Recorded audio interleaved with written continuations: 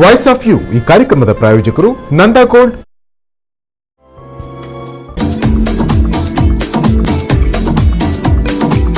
ಈ 12 ವರ್ಷಗಳಿಂದ ಚಿನ್ನಾಭರಣ ವ್ಯವಹಾರದಲ್ಲಿ ವಿನೂತನ ಹೆಜ್ಜೆ ಇಟ್ಟ ನಂದಾ ಗೋಲ್ಡ್.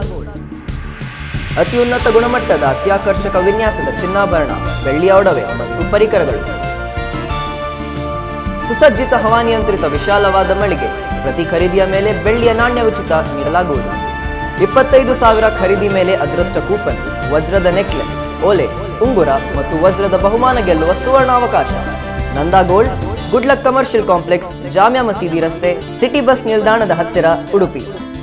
ಕಾಂಟ್ಯಾಕ್ಟ್ 082025300019. Mobile number 9448012477. ಸಮಸ್ತ ವೀಕ್ಷಕರಿಗೆ ನಮಸ್ಕಾರ. ನಂದಾ ಗೋಲ್ಡ್ ಅರ್ಪಿಸುವ ವಾಯ್ಸ್ ಆಫ್ ಯು ಕಾರ್ಯಕ್ರಮಕ್ಕೆ ನಿಮಗೆಲ್ಲರಿಗೂ ಕೂಡ ಆತ್ಮೀಯವಾದಂತಹ ಸ್ವಾಗತ. ಈ ಬಾರಿಯ ವಾಯ್ಸ್ ಆಫ್ ಯು ಸಂಚಿಕೆಯಲ್ಲಿ ನಾವು ಕಟ್ಟಡ ಕಾರ್ಮಿಕರು ಏನು ತಮ್ಮ ವಿವಿಧ ಬೇಡಿಕೆಗಳಿಗಾಗಿ ಹೋರಾಟವನ್ನ ನಡೆಸ್ತಾ ಇದ್ದಾರೆ, ಯಾಕೆ ಅವರು ಹೋರಾಟದಲ್ಲಿ ತಲ್ಲೀನರಾಗಿದ್ದಾರೆ, ಏನು ಅವರ ಬೇಡಿಕೆ ಇದೆ ನೋಡೋಣ ಇವತ್ತಿನ ಸಂಚಿಕೆಯಲ್ಲಿ. ಕೇಂದ್ರ ಕಾರ್ಮಿಕ ಸಂಘಟನೆಗಳು ಇವತ್ತು ಕೇಂದ್ರದ ಆ 4 ಸಂಹಿತೆಗಳು ವಾಪಸ್ ಪಡಿಬೇಕಂತೇಳಿ ಇವತ್ತು ದೇಶವ್ಯಾಪಿ JCTU ನೇತೃತ್ವದಲ್ಲಿ, ಕೇಂದ್ರ ಕಾರ್ಮಿಕ ಸಂಘಗಳ ಜಂಟಿ ಸಮಿತಿ ನೇತೃತ್ವದಲ್ಲಿ ಇವತ್ತು ಇಡೀ ದೇಶಾದ್ಯಂತ ಪ್ರತಿಭಟನೆ ಮಾಡಬೇಕಂತೇಳಿ ಇವತ್ತು ಕರೆ ನೀಡಿದೆ. ಆ ಕರೆಯ ಭಾಗವಾಗಿ ಇವತ್ತು ನಾವು ಉಡುಪಿಯ ಅಜ್ಜರಕಾಡು ಹುತಾತ್ಮ ಸ್ಮಾರಕ ಬಳಿ ಇವತ್ತು ನಾವು JCTU ಪರವಾಗಿ ಇವತ್ತು ಉಡುಪಿ ಜಿಲ್ಲಾ ಸಮಿತಿ ಪರವಾಗಿ ಇವತ್ತು ನಾವು ಪ್ರತಿಭಟನೆ ಹಮ್ಮಿಕೊಂಡಿದ್ದೇವೆ. ಈ ಪ್ರತಿಭಟನೆಯಲ್ಲಿ ನಾವು ಪ್ರಮುಖವಾಗಿ ಕೇಂದ್ರ ಸರ್ಕಾರ ಏನಿವತ್ತು ಕಾರ್ಮಿಕ ಸಂಹಿತೆಗಳನ್ನು ಇವತ್ತು ಜಾರಿ ಮಾಡಿದೆ, ಆ 4 ಕಾರ್ಮಿಕ ಸಂಹಿತೆ ವಾಪಸ್ ಪಡೆಯಬೇಕು ಅಂತೇಳಿ ಒತ್ತಾಯವನ್ನು ಮಾಡ್ತಾ ಇದ್ದೇವೆ. ಅದೇ ರೀತಿ ಇವತ್ತು ಬಹಳ ಪ್ರಮುಖವಾಗಿ ಕಾರ್ಮಿಕರ ಮಧ್ಯೆ ಇರುವಂಥ ಇವತ್ತು ICDSನ ಒಂದು ಆ ಇಲಾಖೆಯನ್ನು ಮೇಲ್ದರ್ಜೆಗೆ ತರಬೇಕು. ಅದೇ ರೀತಿ ಅಂಗನವಾಡಿಯವರಿಗೆ ಗ್ರ್ಯಾಚ್ಯುಟಿ ಸಿಗ್ತಾ ಇಲ್ಲ, ಅದನ್ನು ಜಾರಿ ಮಾಡಬೇಕು. ಬಿಸಿಯೂಟ ನೌಕರರಿಗೆ ಪಿಂಚಣಿ ವ್ಯವಸ್ಥೆಯನ್ನು ಜಾರಿ ಮಾಡಬೇಕಂತೇಳಿ ಇವತ್ತು ನಾವು ಈ ಸಭೆಯಲ್ಲಿ ಒತ್ತಾಯವನ್ನು ಮಾಡ್ತಾ ಇದ್ದೇವೆ. ಅದೇ ರೀತಿ ನಮ್ಮ ಈ ಕರಾವಳಿ ಭಾಗದಲ್ಲಿ ಮತ್ತು ಈ ಪ್ರಮುಖವಾಗಿ ನಮ್ಮ ಕರ್ನಾಟಕದಲ್ಲಿ ಕರಾವಳಿ ಭಾಗ ಇರುವಂಥ ಬೀಡಿ ಕಾರ್ಮಿಕರು, ಇವತ್ತು ಬೀಡಿ ಕಾರ್ಮಿಕರ ವೇತನ ಏನು ಹೆಚ್ಚಳ ಆಗಿರುತ್ತೆ, ವೇತನವನ್ನು ಇವತ್ತು ಸರ್ಕಾರ ಕಡಿತಗೊಳಿಸಿದೆ. ಅದನ್ನು ಆದೇಶ ಇದನ್ನು ವಾಪಸ್ ಪಡಿಬೇಕು ಸರ್ಕಾರ. ಕಾರ್ಮಿಕರಿಗೆ ಸಿಗುವಂಥ ಸೌಲಭ್ಯಗಳು ESI ಇರ್ಬೋದು, PF ಸವಲತ್ತುಗಳಿರ್ಬೋದು, ಎಲ್ಲ ಸವಲತ್ತುಗಳು ಸಿಗುವ ಹಾಗೆ. ಅದೇ ರೀತಿ ಬೀಡಿ ಕಂಪನಿಯ ಮಾಲಕರು ಇವತ್ತು ನಮ್ಮ ಕಾರ್ಮಿಕರು ಇವತ್ತು ಕಷ್ಟಪಟ್ಟು ದುಡಿದು ಇವತ್ತು ಬೀಡಿ ಕಟ್ತಾ ಇದ್ದಾರೆ. ಆ ಬೀಡಿ ಕಟ್ಟಿದಂಥ ಕಾರ್ಮಿಕರಿಗೆ ಇವತ್ತು ಗ್ರ್ಯಾಚ್ಯುಟಿ ಕೊಡ್ತಾ ಇಲ್ಲ, ಅದನ್ನು ಕೊಡುವ ಹಾಗೆ ಸರ್ಕಾರ ಮುಂದಾಗಬೇಕಂತೇಳಿ ನಾವಿವತ್ತು ಈ ಸಭೆಯಲ್ಲಿ ಒತ್ತಾಯ ಮಾಡ್ತಾ ಇದ್ದೇವೆ. ಬಹಳ ಪ್ರಮುಖವಾಗಿ ಇವತ್ತು ಕಟ್ಟಡ ಕಾರ್ಮಿಕರು ಇವತ್ತು ಈ ಸಂಹಿತೆಗಳು ಏನೋ ಜಾರಿ ಆದರೆ ಇವತ್ತು ನಾಳೆ ಕಟ್ಟಡ ಕಾರ್ಮಿಕರು ತಮ್ಮ ಏನು ಇವತ್ತು ಕಲ್ಯಾಣ ಮಂಡಳಿ ಸಿಗುವಂಥ ಸವಲತ್ತುಗಳಿದೆ ಅವತ್ತು ನಾಳೆ ಸಿಗದ ಇದರಲ್ಲಿ ಅವರು ಇದ್ದಾರೆ. ಮತ್ತು ಬರೀ ಕಟ್ಟಡ ಕಾರ್ಮಿಕರಲ್ಲ, ಆ ಸಂಬಂಧಪಟ್ಟಂಥ ಅಸಂಘಟಿತ ವಲಯದಲ್ಲಿ ಕೆಲಸ ಮಾಡುವಂಥ ಎಲ್ಲ ಸಂಘ ಕಾರ್ಮಿಕರಿಗೂ ಕೂಡ ಇವತ್ತು ಆ 4 ಸಂಹಿತೆಗಳು ಜಾರಿ ಆದರೆ ತುಂಬ ಕಷ್ಟಪಡುವಂಥ ದಿನ ಇವತ್ತು ಬರ್ತಾ ಇದೆ. ಯಾಕೆಂದರೆ ಇವತ್ತು ಈಗಾಗಲೇ ನಮ್ಮ ಸರ್ಕಾರ ಅದು ಜಾರಿ ಮಾಡಿದೆ, ಅದನ್ನು ರಾಜ್ಯ ಸರ್ಕಾರ ಕೂಡ ಜಾರಿ ವಿಸ್ತರಣೆ ಮಾಡಬಾರ್ದು ಅಂತೇಳಿ ನಾವು ಒತ್ತಾಯ ಮಾಡ್ತಾ ಇದ್ದೀವಿ. ಅದೇ ರೀತಿ ಕೇಂದ್ರ ಸರ್ಕಾರ ಅದನ್ನು ವಾಪಸ್ ಪಡಿಬೇಕು. ವಾಪಸ್ ಪಡಿ ಮಾತ್ರ ಈ ಎಲ್ಲ ಕಾರ್ಮಿಕರಿಗೆ ಆಗುವ ಅನ್ಯಾಯವನ್ನು ತಡೆಯಲಿಕ್ಕೆ ಸಾಧ್ಯ ಆಗ್ತದೆ ಅಂತೇಳಿ ಈ ಮೂಲಕ ಒತ್ತಾಯ ಮಾಡ್ತಿದ್ವಿ. ಈ 4 ಸಂಹಿತೆಗಳು ಅಂತ ಹೇಳಿದ್ರೆ, ಒಂದು ವೇತನ ಸಂಹಿತೆ 2019 ಕಾಯ್ದೆ, ಮತ್ತೆ ಕೈಗಾರಿಕೆ ಸಂಬಂಧಗಳ ಸಂಹಿತೆ 2020, ವೃತ್ತಿ ಆಧಾರಿತ ಸುರಕ್ಷತೆ ಆರೋಗ್ಯ ಮತ್ತು ಕೆಲಸದ ಪರಿಸ್ಥಿತಿಗಳ ಸಂಹಿತೆ 2020, ಸಾಮಾಜಿಕ ಸುರಕ್ಷಾ ಸಂಹಿತೆ 2020. ಈ ರೀತಿ 4 ಕಾಯ್ದೆಗಳನ್ನು ಇವತ್ತು ಸರ್ಕಾರ ಜಾರಿ ತಂದಿದೆ. ಅದನ್ನು ಕೂಡಲೇ ವಾಪಸ್ ಪಡಿಬೇಕಂತೇಳಿ ನಾವು JCTU ಪರವಾಗಿ ಉಡುಪಿಯಿಂದ ನಾವು ಅದನ್ನು ವಿರೋಧ ಮಾಡಿ ಅದನ್ನು ವಾಪಸ್ ಪಡಿಬೇಕಂತೇಳಿ ಇವತ್ತು ಹೇಳ್ತಾ ಇದ್ದೇವೆ. ಪ್ರಮುಖವಾಗಿ ಬೀಡಿ ಕಾರ್ಮಿಕ ಮತ್ತು ಕಟ್ಟಡ ಕಾರ್ಮಿಕರಿಗೆ ಇರುವಂತದ್ದು ಸರ್. ಅದು ಪ್ರಮುಖವಾಗಿ ಕಟ್ಟಡ ಮತ್ತು ಬೀಡಿ ಮಾತ್ರ ಅಲ್ಲ, ಅಸಂಘಟಿತ ವಲಯದ ಎಲ್ಲ ವಿಭಾಗದ ಕಾರ್ಮಿಕರಿಗೂ ಅನ್ವಯ ಆಗ್ತದೆ. ಪ್ಲಸ್ ನಮ್ಮದು ಅಂಗನವಾಡಿ ಇರ್ಬೋದು, ಬಿಸ್ಕಿಟ್ ಇರ್ಬೋದು, ಅದೇ ರೀತಿ ಸಣ್ಣ ಕೈಗಾರಿಕೆಗಳಿಗೆ ಕೂಡ ಕೈಗಾರಿಕೆ ಮಾಲೀಕರಿಗೆ ಕೂಡ ಅದರಲ್ಲಿ ತುಂಬ ಬಿಟ್ಟಿದೆ. ಅಂದರೆ ತುಂಬ ಅದು ಸಮಸ್ಯೆಗಳು ಎದುರಿಸುವಂಥ ಇದು ಕಾಲಘಟ್ಟ ಇದು ಬರ್ತಾ ಇದೆ. ಇದೀಗ ನೀವು ಸಾಂಕೇತಿಕವಾಗಿ ಮಾಡಿರುವಂತದ್ದು ಸರ್ ಪ್ರತಿಭಟನೆ? ಹೌದು, ಇವತ್ತು ಕೇಂದ್ರದ ನಮ್ಮ JCTU ಕೇಂದ್ರ ಸಮಿತಿಯಲ್ಲಿ ಕರೆ ಕೊಟ್ಟಿದ್ದೀವಿ. ಇವತ್ತು ನಾವು ಸಾಂಕೇತಿಕವಾಗಿ ಎಲ್ಲ ಕಡೆ ಪ್ರತಿಭಟನೆ ಮಾಡಿದ್ದೇವೆ. ನಾಳ್ದು ಜುಲೈ 9 ತಾರೀಕಿಗೆ ಮತ್ತೆ ಇಡೀ ದೇಶವ್ಯಾಪಿ ಅರತ್ತಳ ಮುಷ್ಕರ ಮತ್ತೆ ಇಡೀ ದೇಶವ್ಯಾಪಿ ಕಾರ್ಮಿಕರ ಮುಷ್ಕರವನ್ನು ನಾಳ್ದು ಜುಲೈ 9 ತಾರೀಕಿಗೆ ನಾವು ಮಾಡಲಿಕ್ಕಿದ್ದೇವೆ. ಉಡುಪಿಯಲ್ಲಿ ಕೂಡ ಆಯೋಜನೆ ಮಾಡ್ತೀರಾ ಸರ್? ಹೌದು, ಉಡುಪಿಯಲ್ಲಿ ಕೂಡ ನಾವು ಎಲ್ಲ ನಮ್ಮ ಕಾರ್ಮಿಕ ಕಾರ್ಖಾನೆಗಳಿರ್ಬೋದು, ಅಂಚು ಕಾರ್ಮಿಕ ಕಾರ್ಖಾನೆ ಇರ್ಬೋದು, ಅಥವಾ ಬೀಡಿ ಕೈಗಾರಿಕೆಗಳ ಕಂಪನಿಗಳಿರ್ಬೋದು, ಅದೇ ರೀತಿ ಅಂಗನವಾಡಿ ಬಿಸಿಯೂಟ ಇರ್ಬೋದು, ಬೇರೆ ಬೇರೆ ವಿಭಾಗದಲ್ಲಿ ಕೆಲಸ ಮಾಡುವಂಥ ಮತ್ತು ಕಟ್ಟಡ ಕಾರ್ಮಿಕರು ಇರ್ಬೋದು, ಗೇರುಬೀಜ ಕಾರ್ಖಾನೆಯಲ್ಲಿ ಕೆಲಸ ಮಾಡಿರ್ಬೋದು, ಎಲ್ಲರೂ ನಾವು ನಾಳೆ 9 ತಾರೀಕಿನ ಮುಷ್ಕರದಲ್ಲಿ ಪಾಲ್ಗೊಳ್ತೇವೆ. ಮತ್ತು ಕೆಲಸ ಆವತ್ತು ನಾವು ಸ್ಥಗಿತ ಮಾಡಿ ನಾವು ಈ ಮುಷ್ಕರದಲ್ಲಿ ಪಾಲ್ಗೊಳ್ತೇವೆ. ಅದು ಇವತ್ತು ಏನು ಕೇಂದ್ರ ಸರ್ಕಾರದವರು 4 ಲೇಬರ್ ಕೋಡ್ಗಳನ್ನು ತರ್ತಾ ಇದ್ದಾರೆ, ಇದು ನಮ್ಮ ಕಟ್ಟಡ ಕಾರ್ಮಿಕರಿಗೆ ಒಂದು ಮರಣ ಶಾಸನ ಅಂತಲೇ ಹೇಳ್ಬೋದು. ಯಾವುದೇ ಒಂದು ಶಾಸನಗಳನ್ನು ರಚನೆ ಮಾಡಬೇಕಾದ್ರೆ ಅಥವಾ ಇದು ಮಾಡಬೇಕಾದ್ರೆ ಒಂದು ಇದಕ್ಕೆ ಬಿಡ್ತಾರೆ, ಏನು ಲೋಕಸಭೆಯಲ್ಲಿ ಚರ್ಚೆಗೆ ಒಂದು ಅವಕಾಶ ಮಾಡಿಕೊಡ್ತಾರೆ. ಆದರೆ ನಮ್ಮ ಕೇಂದ್ರ ಸರ್ಕಾರದಲ್ಲಿ ಆಡಳಿತ ಮಾಡುವಂಥವರು ಯಾವುದೇ ಚರ್ಚೆಗೆ ಆಸ್ಪದವಿಲ್ಲದೆ, ಯಾರನ್ನು ಗಣನೆಗೆ ತಗೊಳ್ಳದೆ ಇಂಥ ಲೇಬರ್ ಕೋಡ್ಗಳನ್ನು ಜಾರಿ ಮಾಡಿದ್ದಾರೆ. ಇದರಿಂದ ನಮಗೆ ಏನು ನಷ್ಟ ಅಂತ ಹೇಳಿದರೆ, ಈಗ 10 ಲಕ್ಷ ರೂಪಾಯಿ ಇದ್ದದ್ದು 10 ಲಕ್ಷ ರೂಪಾಯಿಯಲ್ಲಿ ಯಾರು ಮನೆ ಕಟ್ತಾರೆ 10 ಲಕ್ಷ ರೂಪಾಯಿ ಖರ್ಚು ಮಾಡಿ, ಅವರಿಗೆ 1% ಸೆಸ್ ಅಂತೇಳಿ ಹಾಕ್ತಾರೆ. ಅದನ್ನೀಗ 50 ಲಕ್ಷಕ್ಕೆ ತಗೊಂಡು ಹೋಗ್ತಾ ಇದ್ದಾರೆ. 50 ಲಕ್ಷಕ್ಕೆ ತಗೊಂಡು ಹೋಗೋದ್ರಿಂದ ನಮಗೆ ಸೆಸ್ ಸಂಗ್ರಹ ತುಂಬ ಕಡಿಮೆ ಆಗ್ತದೆ.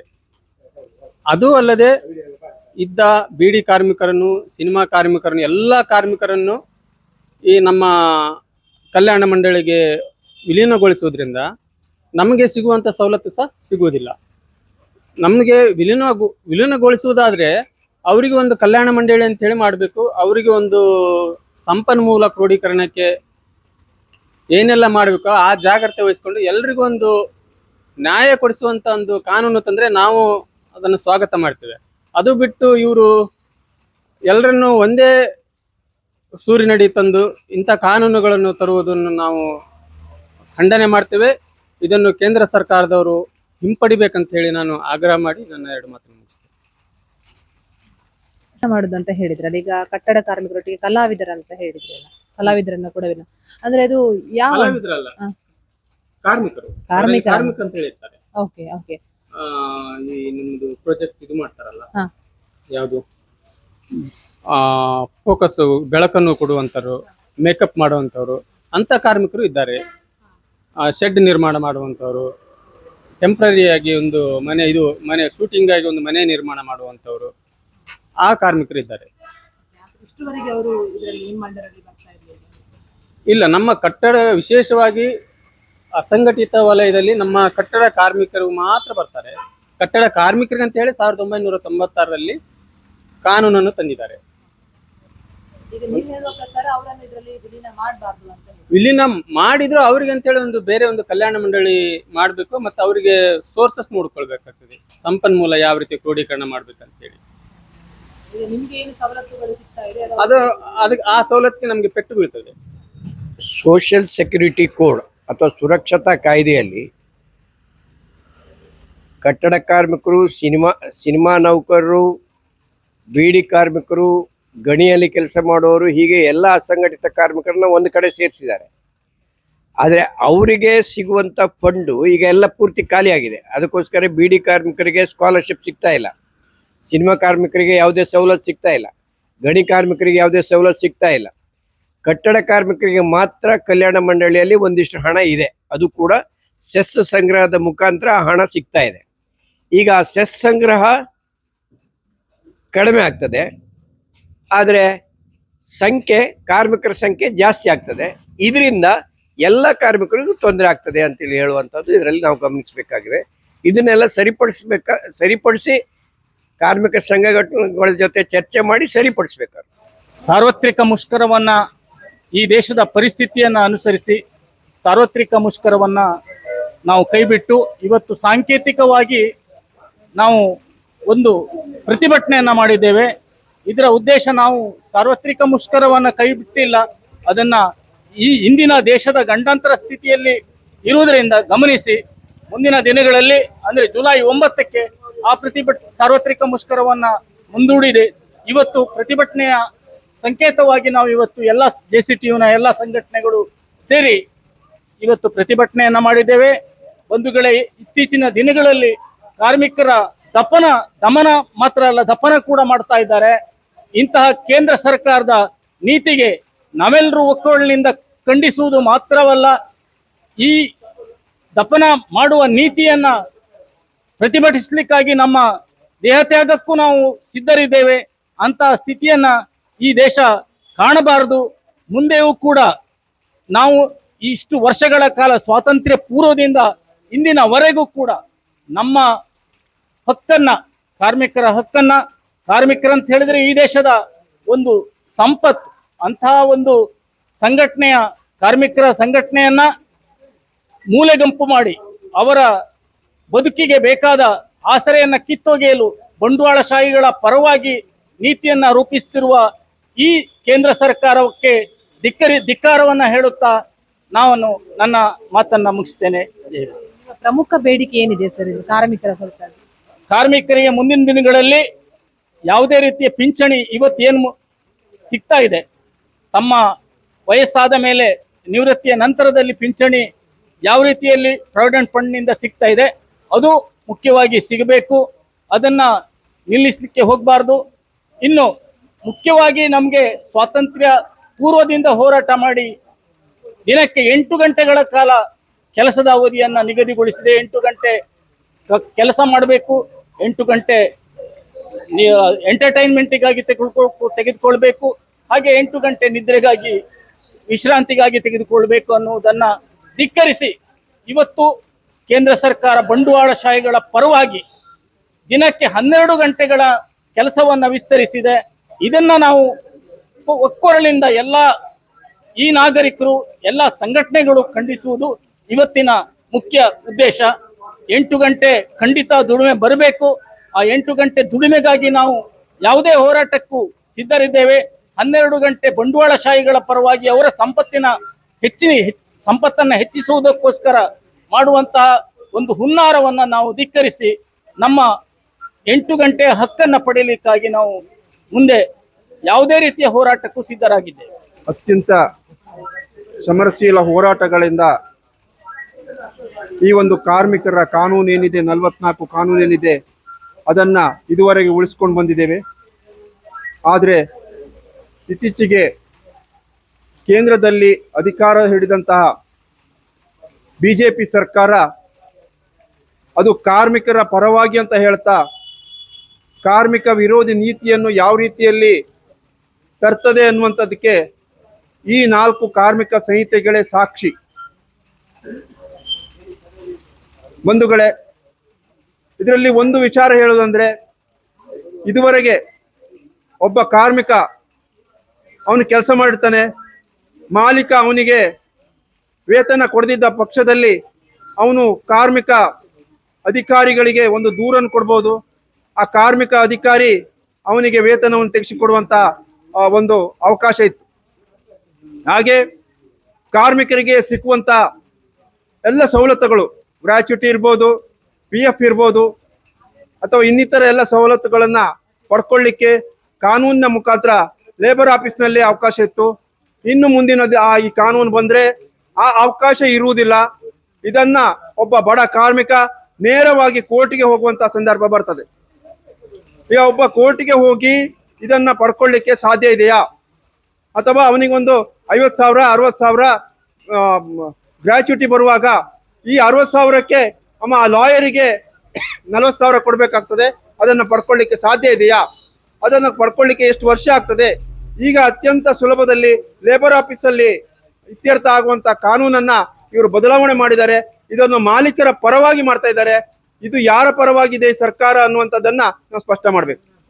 ಇವರಿಗೆ ಓಟ್ ಹಾಕುವಾಗ ಇವರಿಗೆ ನಾವು ಕಾರ್ಮಿಕರು ಬೇಕು, ಓಟಿಗೆ ಕೆಲಸ ಮಾಡುವಾಗ ಕಾರ್ಮಿಕರು ಬೇಕು. ಆದ್ರೆ ಇಲ್ಲಿಂದ ಗೆದ್ದು ಹೋದ ನಂತರ ಕಾರ್ಮಿಕರ ಕಾನೂನನ್ನೇ ಬದಲಾವಣೆ ಮಾಡಿ ಕಾರ್ಮಿಕರನ್ನ ಪುನಃ ಜೀತ ಪದ್ಧತಿಗೆ ಪಡ್ಕೊಂಡು ಹೋಗ್ತಾರಂತ ಹೇಳಿದ್ರೆ ಇದು ಪ್ರಜಾಪ್ರಭುತ್ವನ ಅಥವಾ ಸರ್ವಾಧಿಕಾರನ ಅನ್ನುವಂಥದ್ದನ್ನ ಜನತೆ ಆದಂತ ನಾವು ತೀರ್ಮಾನ ಮಾಡಬೇಕಾಗಿದೆ.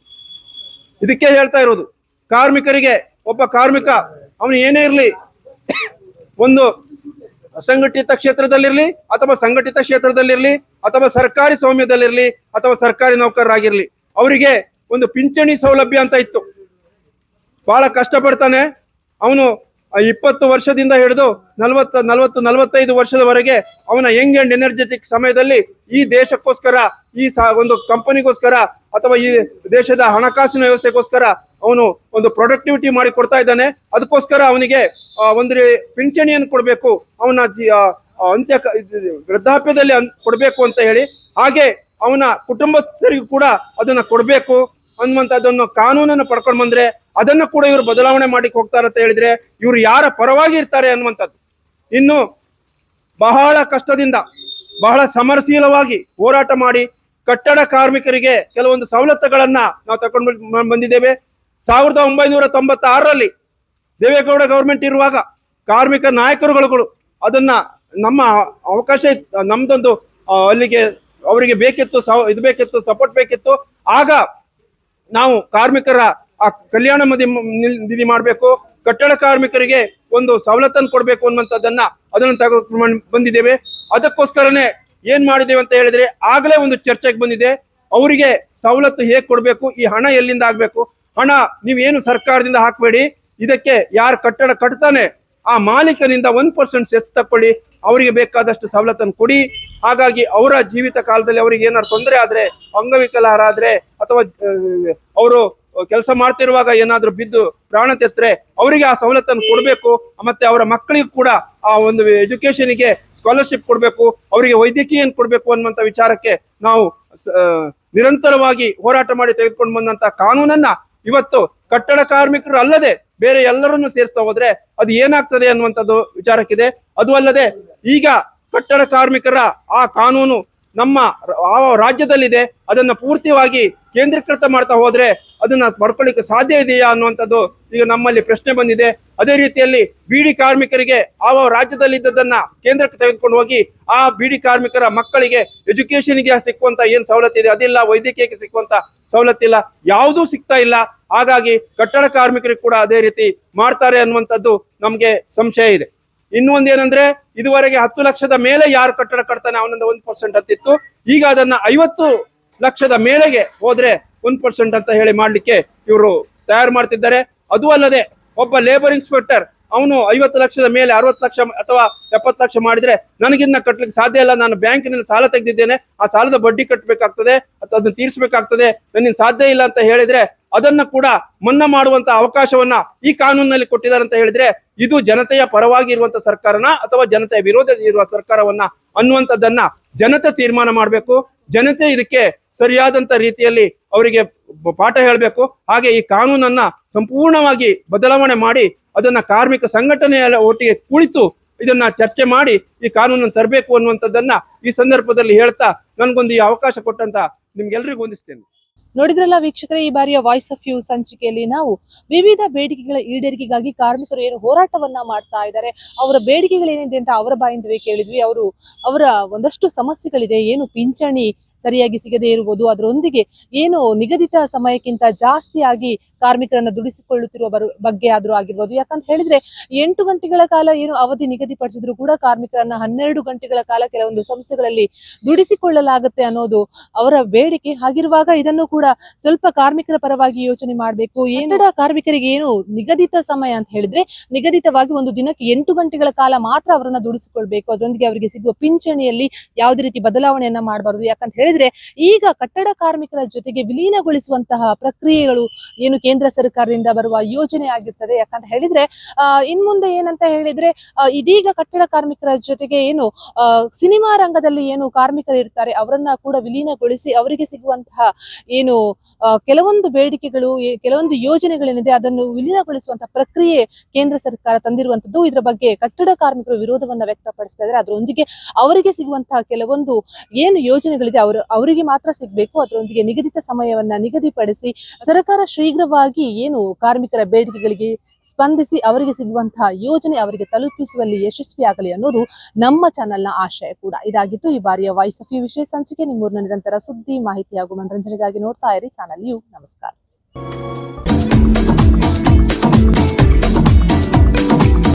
12 ವರ್ಷಗಳಿಂದ ಚಿನ್ನಾಭರಣ ವ್ಯವಹಾರದಲ್ಲಿ ವಿನೂತನ ಹೆಜ್ಜೆ ಇಟ್ಟ ನಂದಾ ಗೋಲ್ಡ್. ಅತಿ ಉನ್ನತ ಗುಣಮಟ್ಟದ ಅತ್ಯಾಕರ್ಷಕ ವಿನ್ಯಾಸದ ಚಿನ್ನಾಭರಣ, ಬೆಳ್ಳಿಯ ಒಡವೆ ಮತ್ತು ಪರಿಕರಗಳು. ಸುಸಜ್ಜಿತ ಹವಾನಿಯಂತ್ರಿತ ವಿಶಾಲವಾದ ಮಳಿಗೆ. ಪ್ರತಿ ಖರೀದಿಯ ಮೇಲೆ ಬೆಳ್ಳಿಯ ನಾಣ್ಯ ಉಚಿತ ನೀಡಲಾಗುವುದು. 25,000 ಖರೀದಿ ಮೇಲೆ ಅದೃಷ್ಟ ಕೂಪನ್, ವಜ್ರದ ನೆಕ್ಲೆಸ್, ಓಲೆ, ಉಂಗುರ ಮತ್ತು ವಜ್ರದ ಬಹುಮಾನ ಗೆಲ್ಲುವ ಸುವರ್ಣಾವಕಾಶ. Nanda gold, good luck commercial complex, Jamia Masjid ರಸ್ತೆ, ಸಿಟಿ ಬಸ್ ನಿಲ್ದಾಣದ ಹತ್ತಿರ, ಉಡುಪಿ. ಕಾಂಟ್ಯಾಕ್ಟ್ 082025300019. Mobile number 94480124777.